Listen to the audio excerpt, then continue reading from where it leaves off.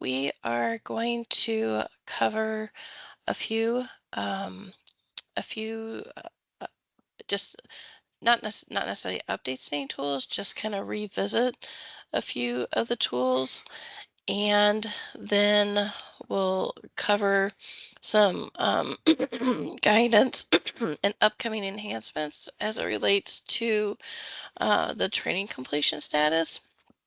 And then David will go over, um, the different things that have come up this week and provide some demos and so forth. So, all right. So the first thing we're going to talk about is the monthly report.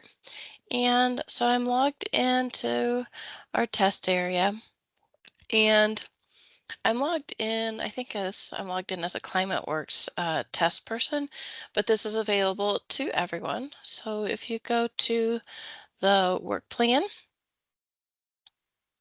and it's going to default to this project work plan, so go ahead and click on reports, because we're not there for everyone yet. So go ahead and click on reports.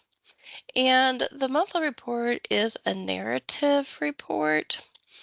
So look for a narrative report because you're going to cover these different areas within this report. So we go to narrative report. Natasha, are you screen sharing? I'm not I seeing it. am. Am I? It says I'm sharing. Do other folks see? Yeah, Yeah. I'm seeing it. I can see it. Oh, Yep, I can see it. I'll figure out what's going on. Maybe there's like a couple little things at the bottom. Go to hover over your teams, and maybe it's the screen sharing one is kind of hidden behind some other windows. That's all right. I don't need to see it. As long as everybody else can see it. All right. Well, thank you for bringing it up just in case. All right. So I was in work plans and reports. Let me just do this real quick. Work plans reports. I'm going to click on the reports tab, and I'm going to go down here to the narrative report. Click on narrative report. And I'm logged in as a person that has access to multiple areas.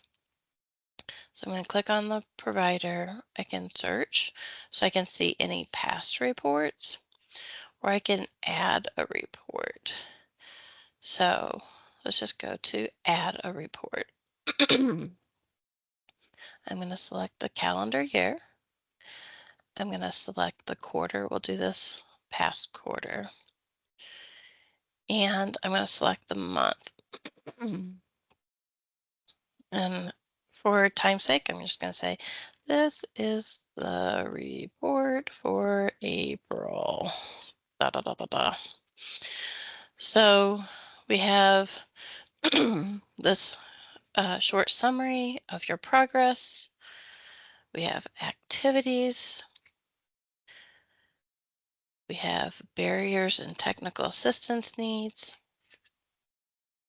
We have accomplishments, so you can put some information around here about the various accomplishments. We have a link here, and this is what I'm going to cover next, is about submitting participant success stories. So just know that there's a link here, and we'll cover that in just a moment.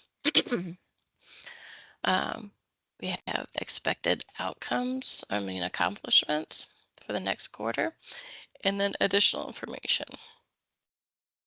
So one of the way the report currently works, I know at one point in time, like some people had asked about like being able to edit this.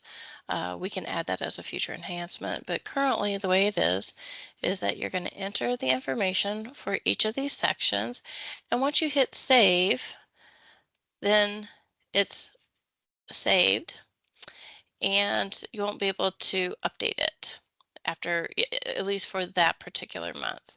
So let's say I just enter the information for April, and now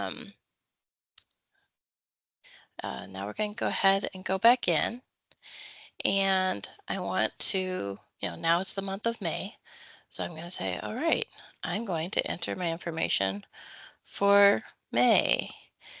And I can say, oh, as I'm entering them information for May, what did I say about April?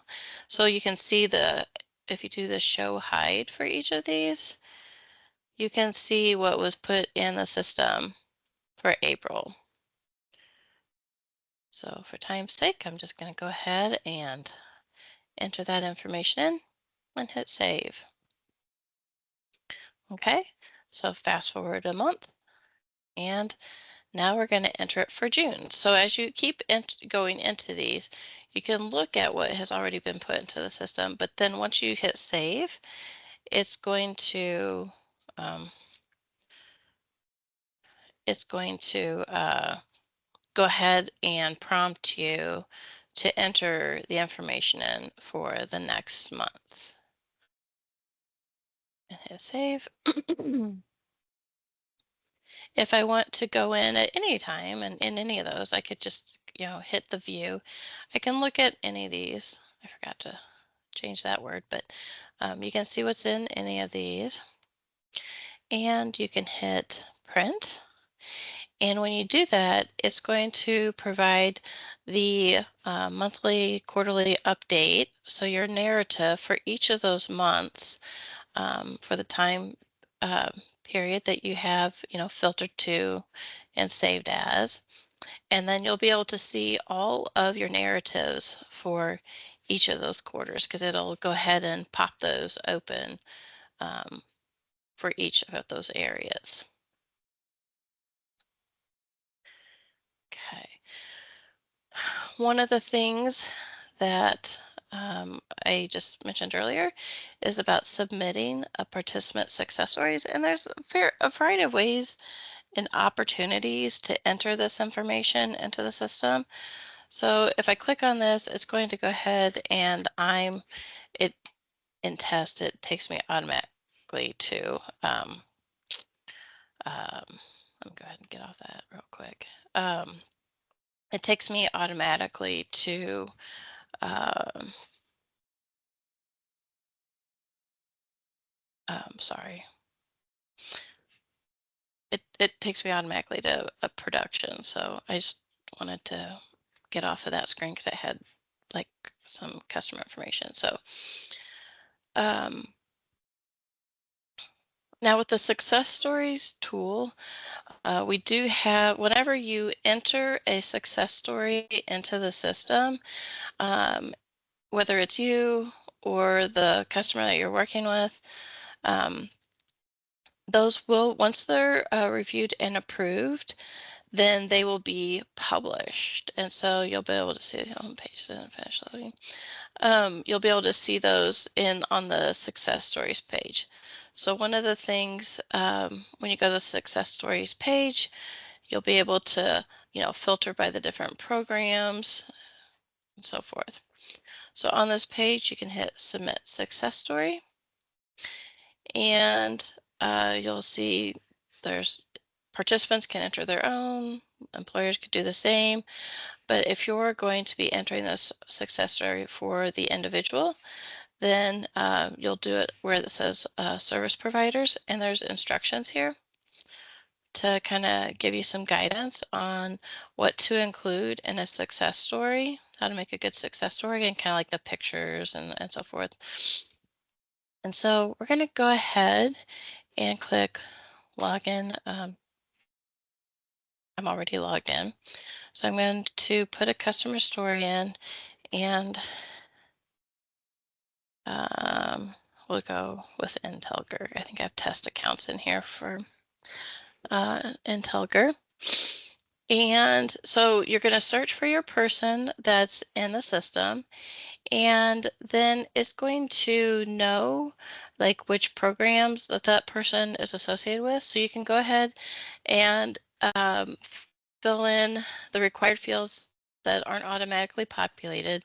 Again, this is in production. This is one of my test people, so I don't have everything in here, but you'll be able to see, if they're with multiple programs, and you would select, your CEJA program, and it will enter the rest of the information in here. And then you would have a title and then a success story. You'll add a photo, and then agree to the terms, go through this terms, and then accept agreement and save the story. Going back to, let's see how many pages I have open. Here we go. We do have a success story PowerPoint that goes through this information. It's a little bit older, but the information is still relevant in this PowerPoint. So again, it shows you the different ways that you can enter a success story.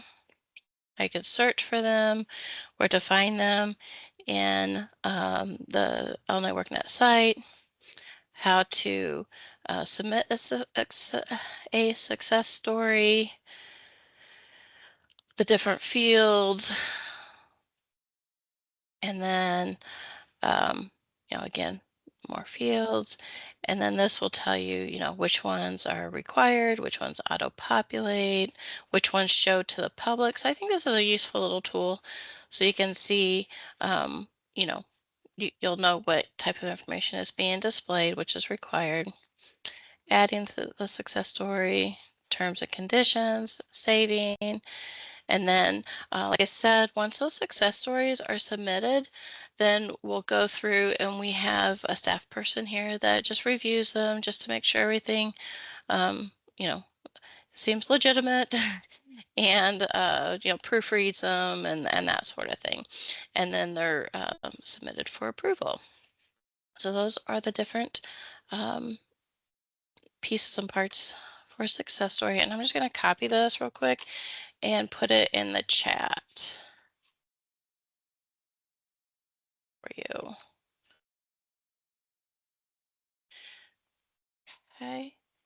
And then the other thing that I wanted to cover real quickly here is, I think this is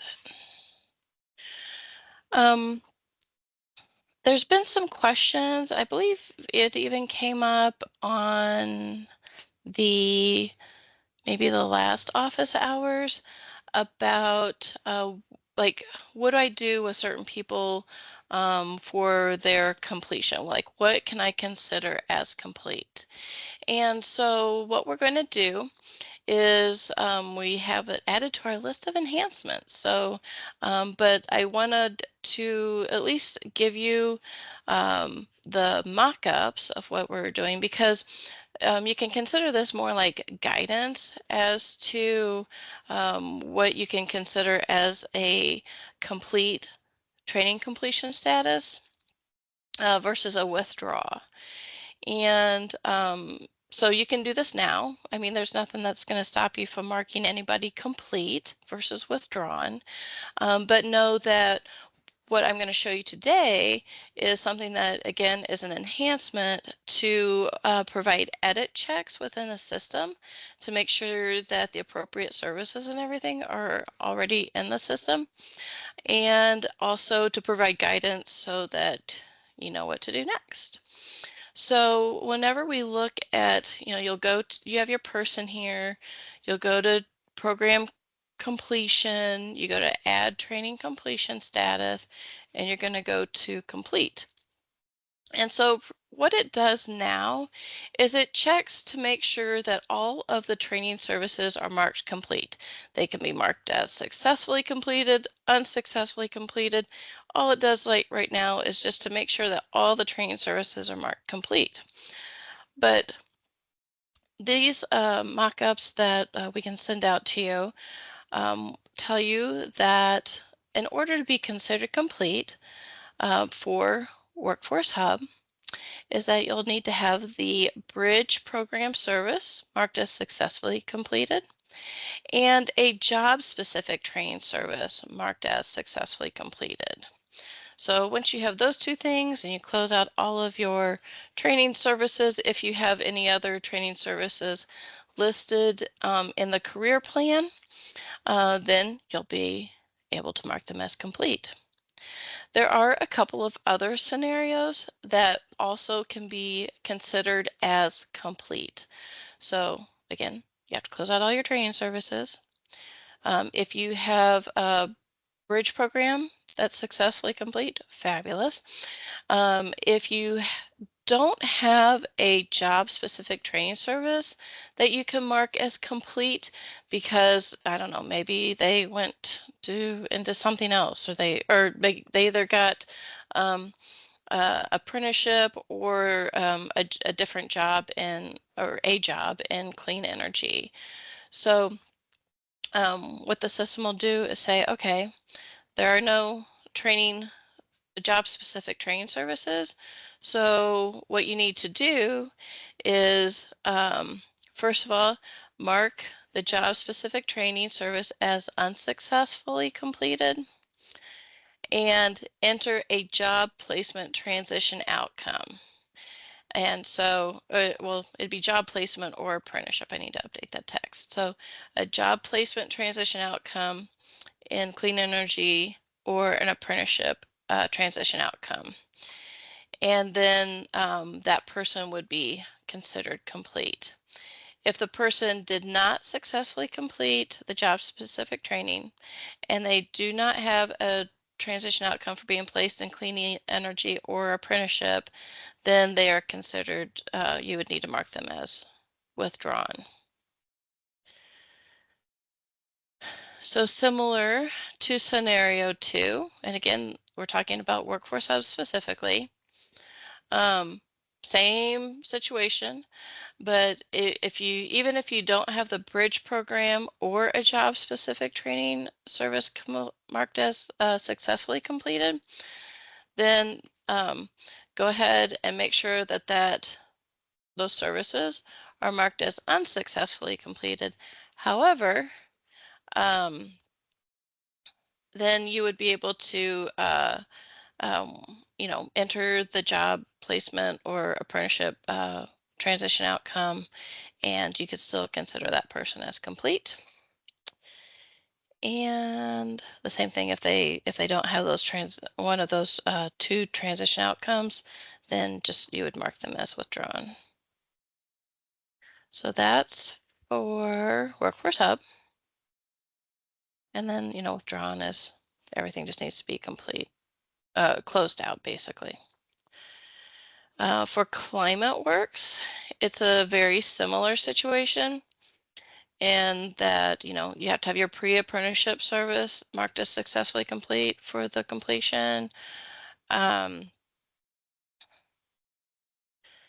then for scenario 2, if you don't have this marked as successfully completed, then you need to have a job placement, a transition outcome for being placed in a clean energy job or apprenticeship. And if you have that, then you can consider your person to have a complete training status instead of a withdrawn training status. So that was a lot right there in those two things. And I'm going to update the text in here, but does anybody have, and we'll send this out, but does anybody have any questions related to these two scenarios for ClimateWorks, 3 scenarios for Workforce Hub?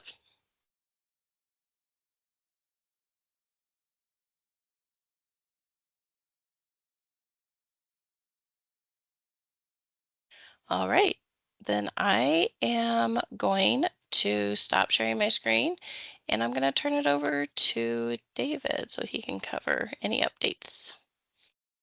Thank you. Let me just pull up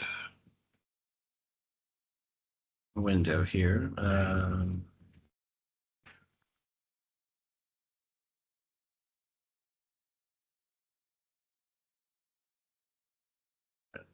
This is loading.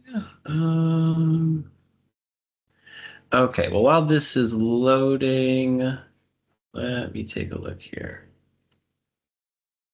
So we had a couple updates go out on, I think I did it too fast. Last Thursday evening. Let's see. One of them was when running a couple of the reports for ClimateWorks and Workforce Hubs, there was an error message that was happening when you would try to run the report. And this was in relation to the reports over. Let me just make sure I got the right links here. Report. Go over.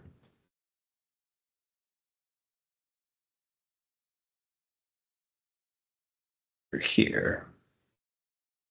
So under work plan and reports, when these filters were selected and searched, we were getting an error message, but that has been resolved.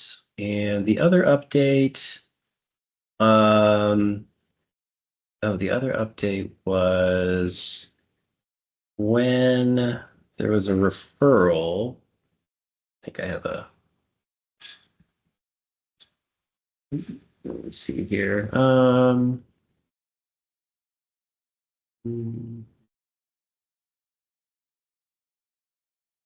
When a referral was closed, what would happen is it would just say, well, actually, I think we can do this now. So we have, we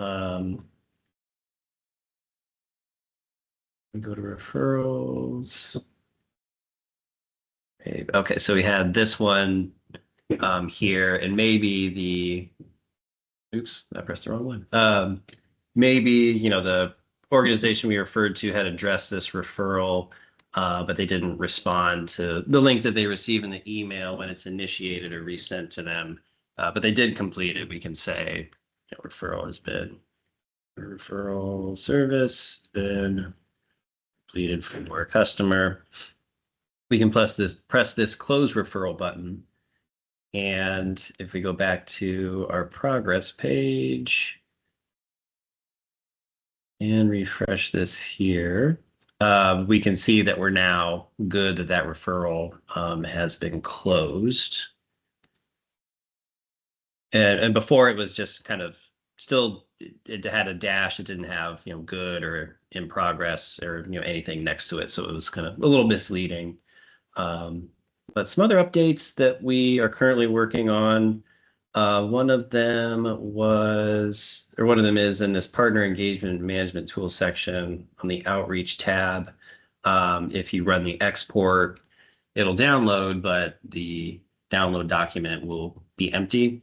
And so we're working on that along with when a customer transfer is accepted or rejected, that will have some emails that'll go out just so you're up to have the latest when that's getting update sorry so that you'll have the latest on the status of that transfer request. But definitely still encourage everyone to refer to the CEJA dashboard, and when you filter that first row here where it'll show respond to transfer requests. Additionally, there was, let me see if I can get to a customer with this other bug. There was an issue in the service provider tab for, let's see here. Let me get back to that over here. And the service, within a service under the service provider tab, there was something that was not showing, and hopefully we can get to this a little faster. Let me see. Okay, it was over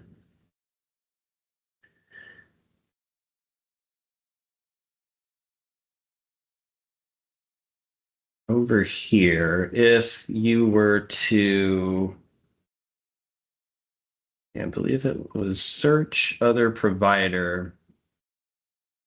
And yeah, when we kind of do a search for a provider, and if we're still not seeing them in the list, there's a note here to select no provider found.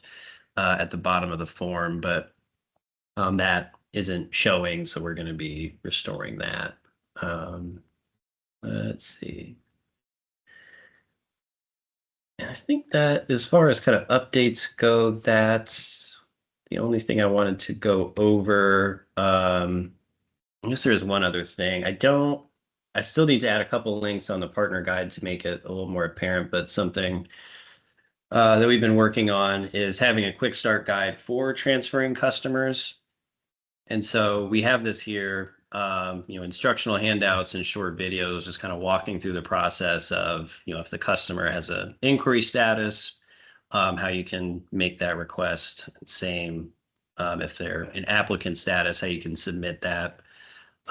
Or if you had a customer in your list that you were going to, refer to a navigator or, initiate that transfer through the intake tab. We have a video there, and then also how to check and respond to those transfer requests. So I'll add this to the I'll add this into the chat here. But I still need to, what I'm going to do is I'm going to add, I think a link to it, maybe in this section for number 2, but then also maybe kind of elevate it and also have, a separate link right here on the, landing page of the different guides for ClimateWorks, Workforce Hubs, and Navigators. Oh, sorry, I'm looking at another window.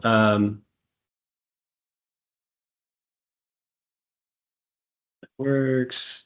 And so what I meant to show was, adding a link to the transfer requests, kind of right here in a different partner guide, so you can access it.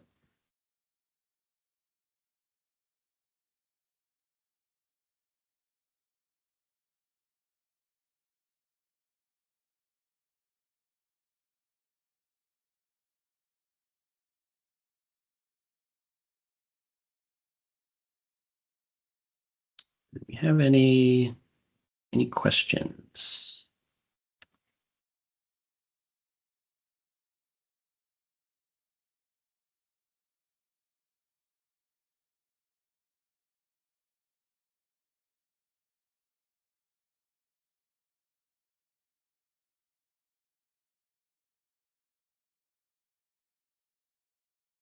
Feel free to unmute or add them into the chat.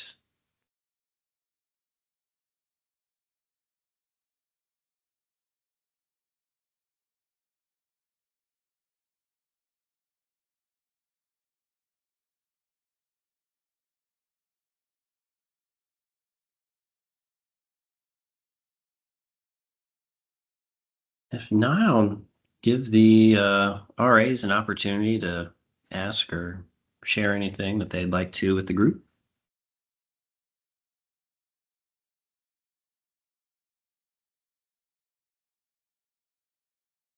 Sorry, I couldn't find my unmute button. This is Michelle. I don't have anything right now, but I just want to make sure that everyone has opportunity to ask any questions and use this time to do that. These are our experts with the CEJA reporting system. So I'm not sure if my colleagues are on, Larry, if he has anything. I think they had to hop off. Yeah, it looks like it. Okay.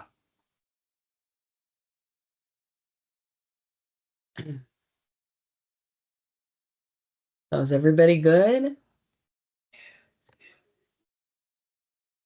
Any questions about anything else that we didn't, that they didn't touch on?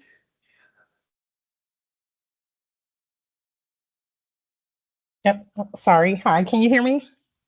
Yep, I can hear you. Oh, great. Sorry. Couldn't find my headphone unmute button. I did have a question.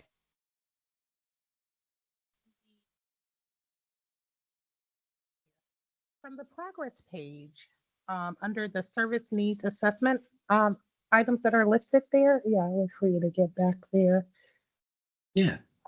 Okay, so when going in to pair those with a wraparound service, I am having trouble finding a pair for the providing connection for mentorship or peer support in-house so I can zero out that balance. And Hmm. I tried the mentorship alumni. That's the only one I could find that had mentorship in it, but it doesn't accept it. Let's see. Let me go ahead and update this one. So we're looking at, okay, so if we say yes to mentorship, in-house support, update that here. And let me just make sure it's pulling through to the progress page here. Okay, so yeah, provide connection for mentorship or peer support in-house. And if we go to our service, let's see which one that might be. Okay, so add service cost. Okay, so I think that would probably be under other for service type and then service subtype. Let's see. I would think mentorship alumni networking.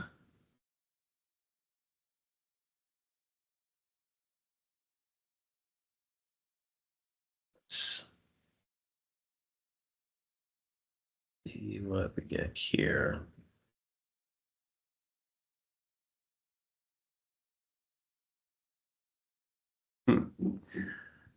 Mentorship or peer support. Hey, David, we can also go back and add those like crosswalks. I know we have them, and I just looked at the Yeah. service needs assessments instructions, and we can add those to those instructions. I think that would be a good thing. Honestly, I'd have to look it up, just to verify it's not a service versus, um, because some of them are tied to specific services as opposed to like dollar value type things.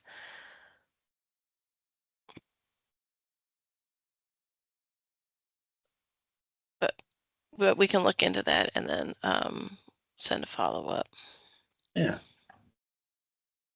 and add it to the service needs assessment instructions so that way it's easily accessed for everybody.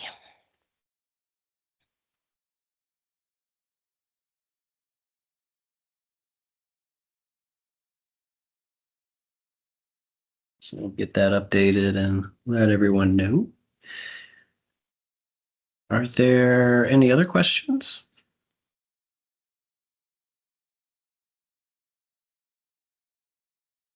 Or anything else you'd like for us to go over here?